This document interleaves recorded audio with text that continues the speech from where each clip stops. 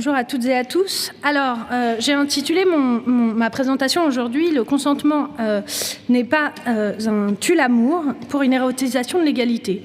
Parce qu'en effet, comme vous le savez très bien, on entend en permanence ces discours sur le consentement qui nous disent que si on s'intéresse au consentement sexuel, il va s'agir de devoir signer des contrats avant de pouvoir avoir des rapports sexuels.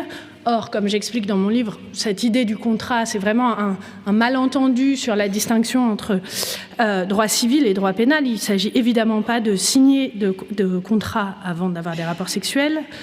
On nous explique aussi que le consentement sexuel permet aux femmes qui changent d'avis le lendemain, qui se rendent compte qu'en fait elles étaient un petit peu ivres et que sobres, elles n'auraient jamais accepté d'avoir une relation avec ce monsieur ou cette dame, mais surtout ce monsieur, de les accuser de viol. Et que, de manière générale, si on devait parler de nos désirs et de nos plaisirs dans la chambre à coucher, ce serait finalement un tue-l'amour, qu'on perdrait toute cette espèce tout ce plaisir sexuel, etc. En réalité, je pense que c'est une erreur, et je vais essayer de vous le démontrer, mais je pourrais le faire pendant des heures, mais je vais le faire pendant 15 minutes. En réalité, je pense qu'il y a une question qu'il faut se poser, qui n'est pas simplement de savoir, avec le consentement, quelle est la différence entre le sexe et le viol, comment on établit un viol pénalement, etc., mais de se poser la question de qu'est-ce que le bon sexe, de réfléchir à un horizon éthique, puisque si l'enjeu est de lutter contre les injustices de genre tout en préservant l'autonomie sexuelle de toutes et tous, s'il s'agit en somme, pour reprendre la formule de la grande féministe américaine Gloria Steinem, d'érotiser l'égalité plutôt que la domination, alors, à mon avis, le consentement sexuel conçu comme conversation érotique est sans doute l'avenir de l'amour et du sexe. Le concept même de consentement, en particulier dans la tradition française héritée des libertins du XVIIIe siècle, est traversé par le genre. Je pense que maintenant vous en êtes convaincus. L'homme propose, la femme dispose. Vous avez l'homme chasseur, la femme proie. Quand vous regardez le Robert historique de la langue française, c'est très intéressant. À consentant, cela vous dit uniquement lorsqu'il est utilisé au féminin, signifie qu'il accepte une relation amoureuse ou sexuelle. Donc l'homme ne consent pas, il agit. Et la femme peut-être cède, peut-être empêche. Donc faire du consentement sexuel la pierre de touche de la moralité du sexe implique qu'il revient aux femmes d'empêcher un désir insatiable et incontrôlable des hommes. Donc vous avez ce modèle-là.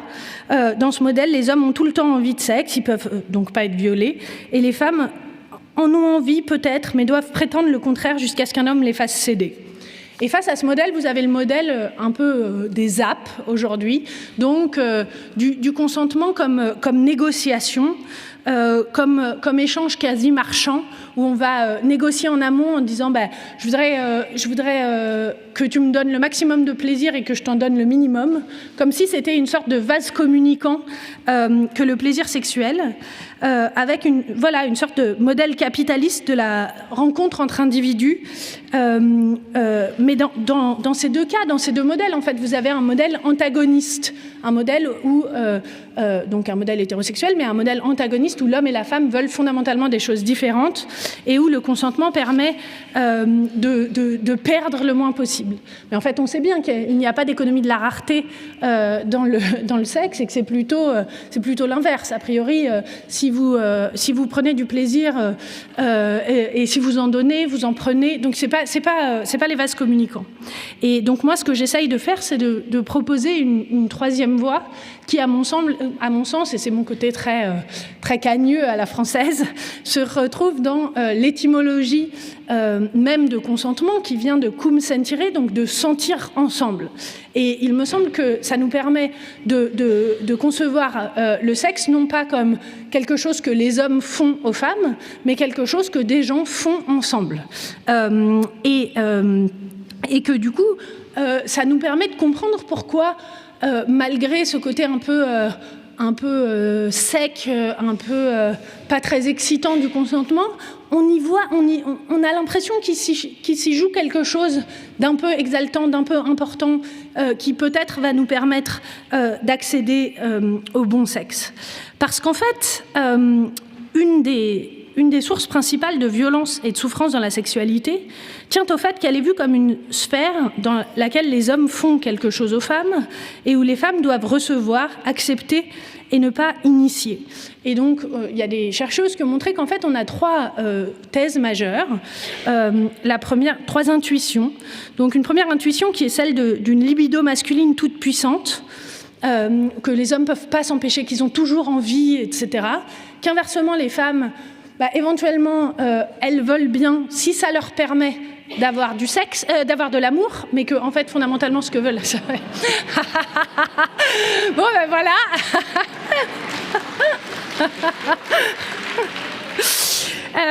Donc, plutôt que les femmes ne désirent pas le sexe en lui-même, mais pour ce qu'il leur permet d'obtenir, c'est-à-dire une relation monogame stable, et l'idée que le rapport sexuel est en fait pénétration du vagin par un pénis qui s'arrête avec l'orgasme masculin. Et en fait, je pense que c'est très important parce que ça veut dire que ça nous conduit à avoir cette vision un peu du consentement comme un QR code. Vous voyez, pendant le Covid, on avait ce truc-là, on arrivait dans un restaurant, on scannait le QR code et on pouvait y aller. Et c'est un peu la même chose qu'on nous dit avec le consentement sexuel, c'est que c'est un peu... maintenant, on peut y aller, on peut aller sur l'autoroute du sexe et on sait où ça va nous mener. Mais en réalité, ça, c'est une question qu'il faut se poser. Qu'est-ce que ce QR code nous ouvre, en fait? Qu'est-ce que c'est l'autoroute de l'amour? Pourquoi? En réalité, on ne sait pas à quoi va ressembler le rapport sexuel qu'il y a dans cette autoroute de l'amour. Et donc, il faut, à mon avis, s'interroger là-dessus et s'interroger sur les représentations sous-jacentes selon lesquelles les partenaires d'un rapport sexuel ne peuvent pas vouloir la même chose et qu'ils sont fondamentalement dans un échange qui leur est partiellement défavorable. Et je pense que dans un tel contexte, il y a vraiment l'idée que l'homme risquerait d'être pris au piège de la femme amoureuse qui l'empêcherait d'accomplir son destin ou de vivre librement. Donc on a déjà cette idée dans l'Énéide où Énée se retrouve pris dans les raies d'Idon et qui va oublier d'aller fonder ce qui va devenir Rome parce qu'il est trop pris par le désir sexuel qu'il a pour Didon. Donc il y a toujours cette espèce d'idée que les femmes risquent d'enfermer les hommes et que si les hommes sont polis, sont respectueux, ça va apparaître comme un signe d'amour et qu'ils vont être piégés pour toujours. Et moi, je voudrais plutôt proposer une autre idée qui soit de ne pas penser que les rapports amoureux et sexuels reposent sur une erreur, de ne pas penser qu'il y a un antagonisme fondamental des hommes et des femmes ou des hommes entre eux et des femmes entre elles. Et une des raisons... Et donc, je pense que vous avez tous entendu parler de ce qu'on appelle le consentement affirmatif, donc de cette idée qu'on a que les campus américains ont un désir législatif sur les relations sexuelles qui s'y trouvent, ce qui est en partie vrai. Et en 2014, il y a eu cette loi de l'État de Californie sur à quoi doit ressembler un rapport sexuel, qui a fait énormément de bruit, notamment parce que cela dit que le consentement doit être continu tout au long de l'activité sexuelle. Alors là, les commentateurs s'en sont donnés à cœur joie, que ça voulait dire qu'on allait devoir dire avant chaque position « est-ce que tu veux bien ?» et tout, que ça allait être vraiment ridicule. Mais moi, je pense que cette idée du consentement sexuel comme un tue-l'amour qui viendrait interrompre le déroulement naturel de l'acte sexuel, qui aurait fondamentalement un puritanisme américain qui viendrait nous détruire notre art d'aimer à la française et tout ça, est une erreur. La première erreur, ça m'a beaucoup amusé quand j'ai écrit mon livre. J'ai trouvé une citation du Voyage au bout de la nuit, donc c'est quoi, 1932, je crois, le Voyage au bout de la nuit de Céline, où il dit le puritanisme anglo-saxon va bientôt triompher de ce qu'il appelle la gaudriole des arrière-boutiques. Et en fait, je trouvais ça intéressant parce que je me dis, si le puritanisme anglo-saxon était si fort que ça, on ne parlerait pas 90 ans après du fait qu'il allait encore triompher de la gaudriole des arrière-boutiques, c'est-à-dire de nos joies sexuelles à la française, etc. Donc je ne suis pas très convaincue qu'on est vraiment en danger devant le puritanisme anglo-saxon. façon. Et surtout, je suis toujours très surprise que des gens pour qui j'ai de l'estime en France, qui sont des gens qui ont fondamentalement cette idée que le langage est ce qui permet, que le langage est civilisateur, que le langage est ce qui fait de nous le type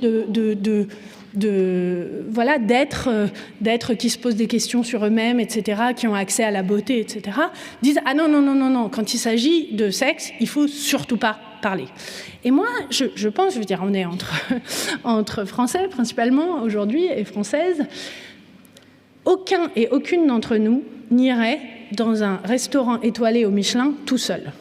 Parce qu'en fait, fondamentalement, quand on va dans un très bon restaurant, ce qu'on aime, ce qui permet d'accéder à ce qui est très bon, c'est d'en parler avec les gens avec qui on le partage.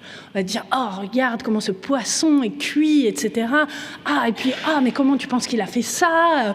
Et on voit comme le langage nous permet d'accéder à un nouveau niveau du désir et du plaisir et du partage, et que le langage participe fondamentalement de ce qui fait de nous des humains et des humains qui prenons du plaisir. Donc je vois mal pourquoi parler pendant le sexe serait un insurmontable remède au désir. Et je pense surtout qu'on a affaire ici à un réflexe puritain, puritain pour le coup, qui cherche à préserver un supposé mystère du sexe, conçu comme quelque chose de sacré que la parole viendrait profaner. Si l'on comprend que la morale a pour fonction d'évaluer la qualité de nos actions, il n'y a pas de raison de penser que les normes morales habituelles ne doivent pas s'appliquer entre des gens qui s'aiment ou qui ont des rapports intimes les uns avec les autres. Au contraire, je pense que la vulnérabilité que créent les sentiments amoureux et affectifs nécessite une attention morale renforcée. Nos actes ne sont pas nécessairement bons et nous ne sommes pas libérés de toute responsabilité morale au nom de l'intimité. Au fond, je crois que je propose un truc qui est fondamentalement pas très cool, qui est de dire il n'y a pas d'exceptionnalité morale du sexe. Il n'y a pas de raison de ne pas être poli dans le sexe, il n'y a pas de raison de ne pas être respectueux dans le sexe. Et on pense dans la vie que la politesse et le respect passent notamment par le langage. Donc pourquoi on a tant de mal avec cette idée que on pourrait se parler de ce qu'on aime, de ce qu'on désire, de nos plaisirs?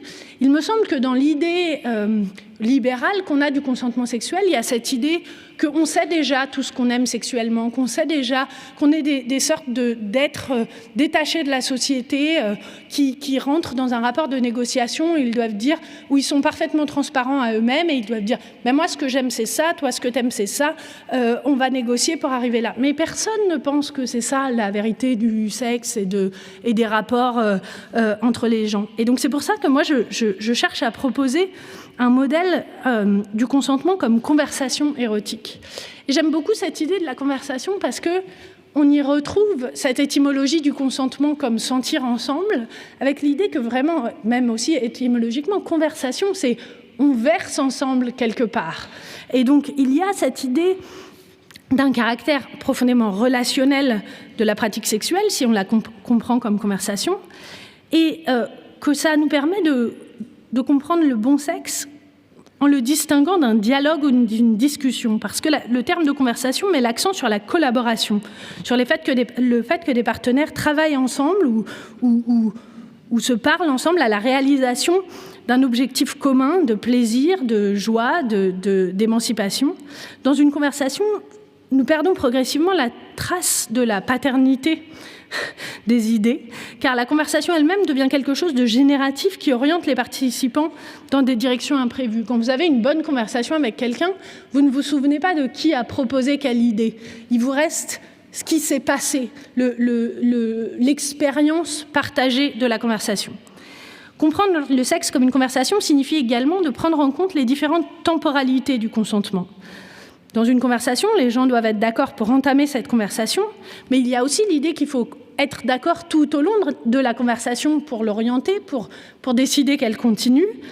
Et surtout, on peut revenir sur une conversation. Et ça, il me semble que c'est une idée très intéressante parce que vous connaissez ce discours un peu conservateur qui consiste à dire que, comme je vous disais tout à l'heure, le consentement sexuel est utilisé pour accuser de viol des gens avec qui on regrette d'avoir couché.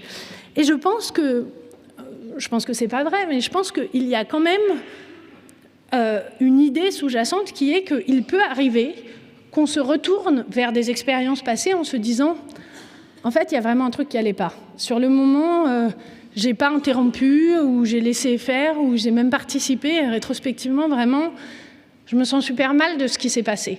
Et je pense que c'est quand même quelque chose qu'on a dans la conversation, de pouvoir revenir voir quelqu'un avec qui on a eu une conversation et dire « Tu sais, en fait, j'ai pas du tout aimé comment ça s'est passé finalement cette conversation, j'ai trouvé que tu m'avais pas laissé la bonne place, etc. » Et je pense que ça, c'est vraiment intéressant sur les temporalités du consentement. Ensuite, je pense que le consentement peut être conçu comme conversation, peut être émancipateur. Lorsque nous pratiquons cette conversation érotique, nous ne pratiquons pas seulement une meilleure sexualité, nous apprenons également à nous connaître nous-mêmes, à connaître nos désirs, nos plaisirs, et à connaître ceux de nos partenaires, créant les conditions d'une meilleure sexualité à l'avenir. Plus important encore, nous inventons une façon de parler de ces désirs et de ces plaisirs qui peut être transmise à d'autres.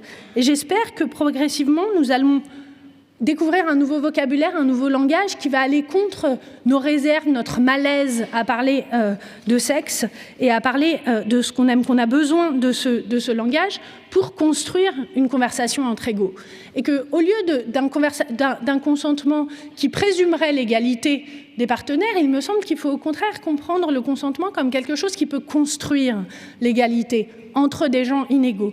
Et ça peut vouloir dire, par exemple, dans un rapport hétérosexuel, qu'un homme pourrait dire à la femme avec qui il va coucher, tu sais, je sais que, parce que c'est ce que montrent les études, beaucoup de femmes acceptent des rapports sexuels parce qu'elles ont peur que si elles disaient non, l'homme les viole, l'homme les force. Eh bien, moi, en fait, si t'as pas envie, ça me va, c'est pas grave, on peut faire autre chose, on peut discuter, on peut juste dormir ensemble, et puis on peut coucher ensemble une autre fois, et puis on peut ne pas coucher ensemble du tout.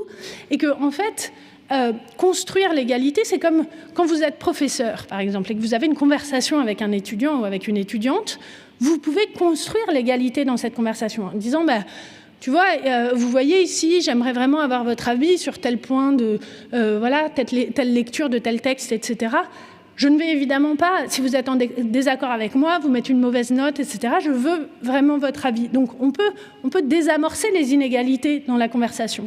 Et il me semble que c'est comme ça qu'on a intérêt à penser le sexe, pour que le sexe, en tant que conversation érotique, soit une forme de construction d'une égalité entre égaux, et d'une égalité qui permette plus de désir, plus de plaisir, et de progressivement, ensemble, construire un horizon de meilleur sexe. Je vous remercie beaucoup.